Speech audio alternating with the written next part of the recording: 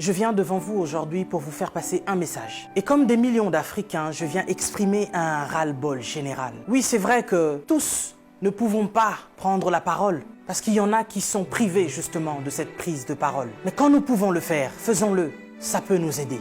Ça peut nous fortifier. Et donc cette vidéo a pour but d'aider un Africain quelque part où tu te trouves, dans un coin du monde, à comprendre qui tu es et surtout à te fortifier. Cette vidéo est surtout pour bannir ce complot, cette théorie de la peur qu'une fois encore les colons mettent en place pour tuer davantage d'Africains. Nous sommes passés par des multiples choses et nous avons survécu. Et donc, ce qui nous arrive aujourd'hui, nous survivrons, chers Africains. Nous vaincrons. On nous parle d'épidémie, on nous parle de pandémie, on nous parle même de guerre. Mais laissez-moi vous dire que nous ne sommes pas seulement en guerre. Nous, les Africains, nous sommes en deuil. Nous sommes en deuil. Nous sommes en deuil depuis des siècles. Depuis que les colons ont mis leurs pieds sur notre continent. Depuis que nous avons été colonisés. Depuis qu'on nous a volé ce qui nous appartenait. Depuis que des gens mal intentionnés ont compris la valeur du continent africain. C'est depuis ce jour-là que nous sommes en deuil. C'est depuis ce jour-là que l'Africain, l'homme noir, meurt. Nous mourons depuis des siècles. Nous mourons à petit feu, mais nous mourrons en masse. Ce n'est pas le Covid-19 qui va venir nous faire peur. Ce n'est pas cette épidémie qui va venir nous faire peur parce que nous sommes passés par des génocides. Et ce depuis... Laissez-moi vous rappeler une chose. Est-ce que vous connaissez un peu l'énocide colonial belge qui a eu lieu entre 1885 et 1908 par le roi Léopold II. Ce roi qu'on appelait humaniste philanthrope, il y a eu au moins un tiers de la population congolaise qui en est mort de ce génocide noir. On a coupé les bras à nos ancêtres parce qu'ils refusaient d'aller au front pour notre caoutchouc et notre ivoire. Et depuis, il y a eu tellement de génocides. Vous savez que nous avons été esclaves, pas seulement les 400 millions de déportés dans le monde, mais ceux qui sont restés même sur le continent africain sont aussi restés esclaves, et ce jusqu'à nos jours. Et oui, vous allez me dire que nous sommes au 21e siècle, bien sûr, mais nous ne sommes pas sortis de la colonisation. Vous savez, il y a des dates que l'on dit importantes, comme 1848, où nous parlons de l'abolition de l'esclavagisme. Il y a eu un décret qui a été signé. Chers Africains, on nous ment depuis 1848, où il y a eu l'abolition de l'esclavage. Nous avons jamais été décolonisés. Nous sommes toujours colonisés. Tout ce que nous faisons, ils mettent leur nez dedans. C'est vous qui ne comprenez pas. C'est vous qui ne comprenez pas que vous êtes forts. Nous sommes forts. Nous sommes puissants et nous sommes plus résistants qu'eux. C'est pour ça qu'ils ont peur de nous. Nous avons résisté au choléra, nous avons résisté à Ebola, nous avons résisté à la malaria, nous avons résisté au palu. Nous résisterons au Covid-19. Ils veulent vous faire peur. Ils veulent nous faire peur. Il faut être prudent. Oui, la Bible nous recommande d'être prudent, mais pas d'avoir peur. Ils nous alarment sur cette épidémie qui n'a même pas encore tué 100 000 personnes. Mais en Afrique, c'est des millions d'âmes qui se meurent chaque jour de la famine. Eh oui, laisse-moi vous éclairer, vous ouvrir les yeux. Je vous ai dit que nous étions plus qu'en guerre. Nous sommes en deuil. Nous sommes en deuil. Et c'est depuis qu'on nous a colonisés. Nous n'avons même pas pu pleurer nos morts, pour beaucoup, parce qu'ils les entassaient dans des fosses communes. Parce qu'il y a encore, à l'heure où je vous parle, nos frères qui sont en Libye et dans tous ces pays que vous connaissez, où il y a encore la traite des Noirs. Les esclaves modernes, il y en a encore. Et vous imaginez avec ce fléau d'épidémie, il y a encore des fermes humaines aujourd'hui. Nos frères sont en train de mourir et nos dirigeants sont conscients. Mais que font-ils? C'est plus qu'une pandémie. C'est plus que cette épidémie. On veut vous faire peur aujourd'hui. Lavez-vous les mains, lavez-vous les mains, lavez-vous les mains. Il n'y a pas d'eau potable. L'Africain, il est en train de mourir parce qu'il n'y a pas déjà d'eau potable. On se lave les mains. Ok, nous allons nous laver les mains. Mais avec quelle eau? Vous parlez de confinement? Oui, l'Africain veut rester chez lui. Il n'y a pas d'électricité. L'Africain va manger quoi? Et c'est aujourd'hui, comme par enchantement, cher président, que vous signez des décrets de crise. Et vous vous posez la question, comment vous allez faire pour nourrir la population? Mais de quelle population vous parlez? Ces gens meurent depuis des années. Il y en a qui sont au pouvoir depuis plus de 40 ans. D'autres qui sont morts parce que justement, ils ont été destitués. Si on ne les avait pas chassés du pouvoir, ils seraient encore en vie. Vous êtes sans pitié, cher président. Vous et vos dames de fer. Vos enfants, n'en parlons même pas. Ce sont des people. Vous êtes à l'image de vos parents. Mais vous qui gouvernez, qu'est-ce que ça vous coûte d'offrir des hôpitaux décents aux Africains? Vous savez, nous sommes ici en France. Les personnels soignants sont en crise, sont en larmes depuis des années. Ils crient au scandale de ce qui se passe dans les hôpitaux.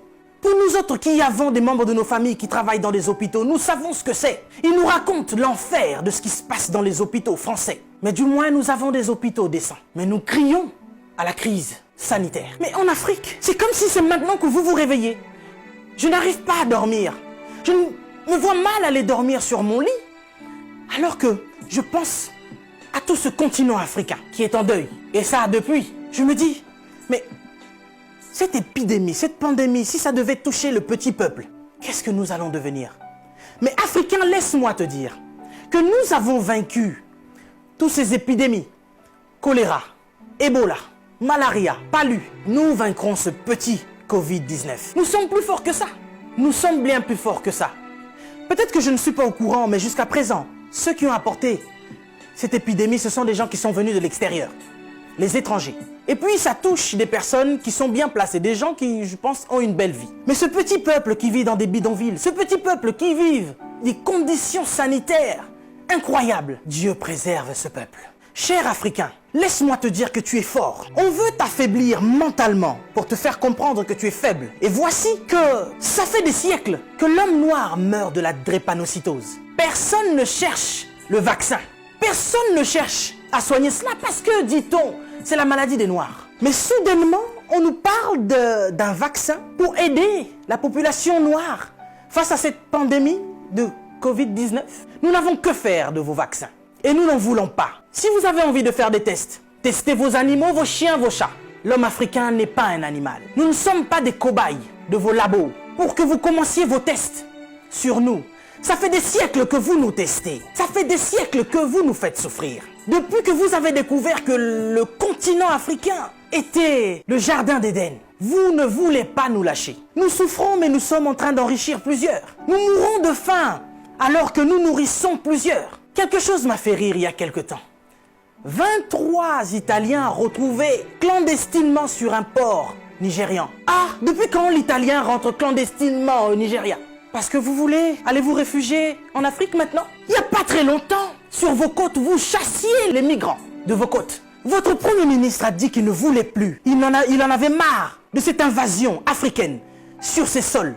Nous avons vu un migrant noir mourir dans les eaux de Venise sans que personne ne lui porte secours. Parce qu'il était noir, parce qu'il était africain. Nous avons tort parce que nous sommes africains ou parce que nous sommes riches de nos sols?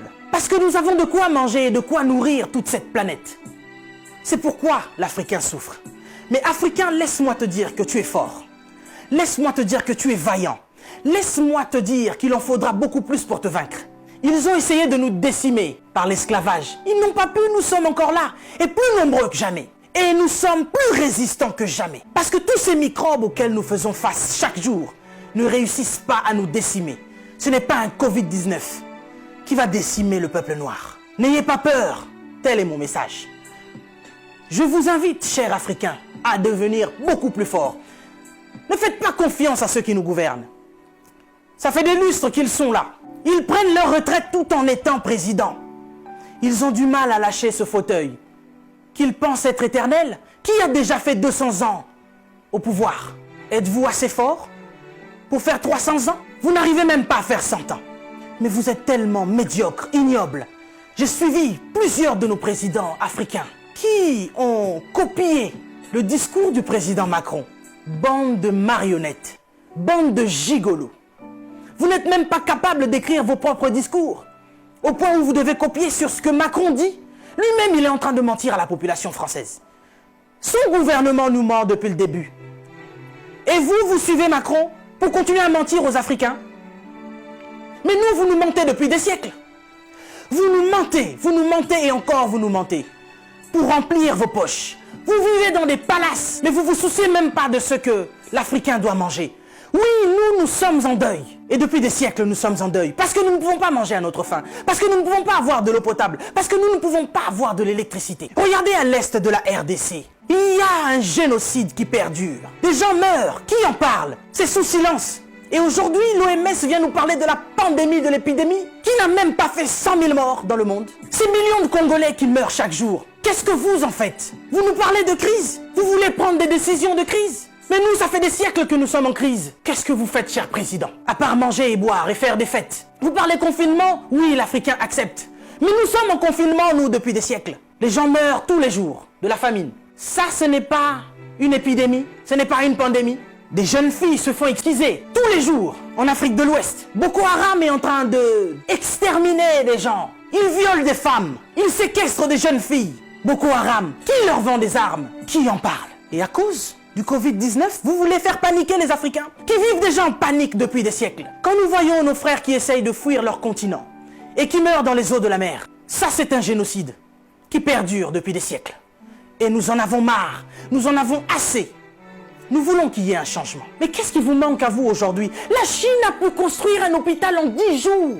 Vous savez, ça fait depuis 72 ans, si je ne me trompe pas, que l'État d'Israël existe. Il y a quelque temps, Dubaï était un désert. Mais regardez aujourd'hui ce qu'ils ont fait. C'est parce qu'ils sont ensemble qu'ils ont pu construire ce qu'ils ont fait. Mais qu'est-ce qui vous manque, cher président africain, pour nous construire des hôpitaux décents? L'Angleterre a pu construire un hôpital en 2 semaines seulement pour faire face à cette crise sanitaire. Dieu est bon. Le Covid-19 est tellement impoli qu'il ne regarde même pas qui vous êtes. Président ou pas, il s'en fout. Il n'a pas respecté la reine d'Angleterre. Il est entré dans son palais, il a touché Charles. Il n'aura pas peur de vous. Mais par contre, là, vous êtes cuit. Puisque vous ne pouvez pas prendre vos avions pour venir vous faire soigner ici. Soit vous survivrez, soit vous mourrez. Africain, réveille-toi. Africain, lève-toi. Si